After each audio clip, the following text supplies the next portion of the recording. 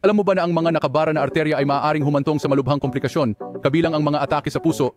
Maaring ito ay isang nakakagulat na katotohanan, ngunit ito ay isa na kailangan nating lahat na magkaroon ng kamalayan. Clogged arteries, so bilang medical na mundo tawag ito, atherosclerosis.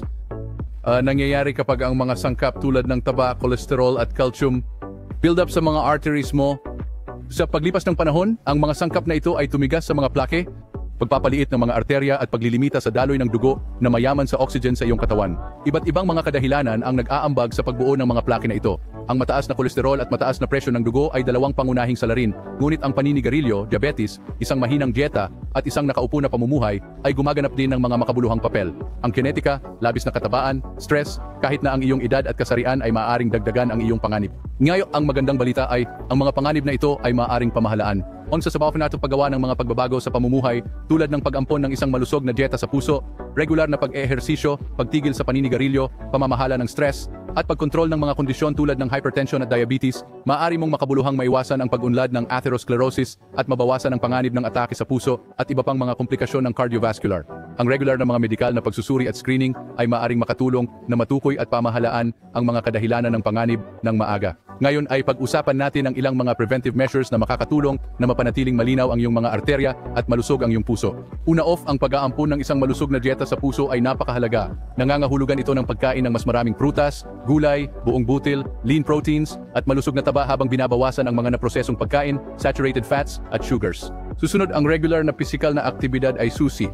Layunin ang hindi bababa sa 30 minuto ng katamtamang ehersisyo araw-araw. Maaring ito ay mabilis na paglalakad, pagbibisikleta, paglangoy, o kahit na pagsasayaw. Kung ikaw ay isang naninigarilyo, yung pagtigil ay isa sa mga pinakamahusay na bagay na maaari mong gawin para sa iyong puso. Yung paninigarilyo ay nakakapinsala sa lining ng iyong mga arterya na ginagawang mas madaling kapitan ng clogging. Mahalaga rin ang pamamahala ng stress at pagkontrol sa mga kondisyon tulad ng hypertension at diabetes. Yung stress ay maaaring magtaas ng iyong presyon ng dugo, habang ang hindi mapigilan na hypertension at diabetes ay maaaring makapinsala sa iyong mga arterya sa paglipas ng panahon. Ang isang pangunahing kadahilanan sa pagbuo ng mga nakapatong na arterya ay pinsala sa arterial lining na nagtataguyod ng pag-iipon ng plaka. Ang ilang mga dietary nutrients ay mahalaga para sa kalusugan ng puso.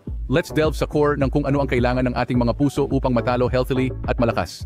Una up namin ay nucleotides, ang mga blok ng gusali ng aming DNA at RNA. Ang mga malilit na kababalaghan ay sumusuporta sa cellular paglago at pagkumpuni na napakahalaga para mapanatiling matatag at nababanat ang ating mga tissue sa puso. Susunod sa listahan ay ang mga amino acids, ang mga organikong compound na bumubuo ng mga protina. Anong ba, Marving, nalalaman na character na ito ay nagpapanatili ng istruktura ng ating mga daluyan ng dugo. At tulad ng alam natin, ang malusog na mga daluyan ng dugo ay katumbas ng isang malusog na puso. Pagkatapos ay meron kaming mga oligopeptides, maliit na peptides na nagtatrabaho ng masigasig upang ayusin ang aming presyon ng dugo. Pangapat, meron tayong beta-glucan mula sa oyster mushroom.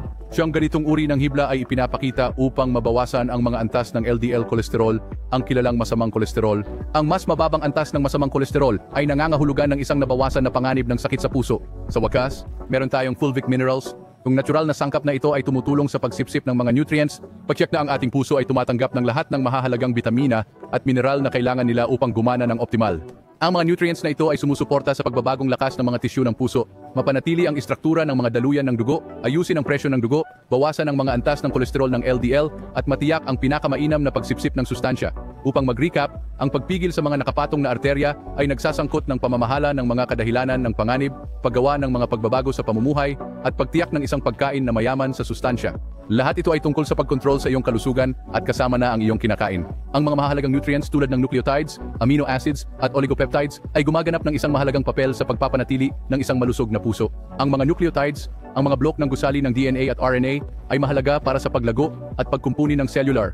Sinusuportahan nila ang pagbabagong lakas ng mga tisyu ng puso na pinapanatili ang iyong puso na malakas at nababanat. Yung mga amino acids, yung mga organikong compound na bumubuo ng mga protina, ay nagpapanatili ng istruktura ng mga daluyan ng dugo. Ang malusog na daluyan ng dugo ay nangangahulugan ng malusog na puso. Ang mga oligopeptides ay tumutulong sa pag-aayos ng presyon ng dugo at ang beta-glucan mula sa mga kabuti ng oyster ay maaaring mabawasan ang mga antas ng masamang LDL cholesterol. At huwag nating kalimutan ang fulvic minerals. Ang natural na sangkap na ito ay tumutulong sa pagsipsip ng mga nutrients, tinitiyak na ang iyong puso ay tumatanggap ng lahat ng mga bitamina at mineral na kailangan nito. Ngayon, paano kung may isang produkto na naglalaman ng lahat ng mga molecule na ito na malusog sa puso? Kilalanin mo si Imurigan Liquid. Suriin ang mga link sa kahon ng paglalarawan upang malaman ang higit patungkol sa Imurigan Liquid at Fulvic Mineral, at tandaan na mag-like, mag-subscribe at pindutin ang notification bell upang makatanggap ng mas mahalagang nilalaman tulad nito.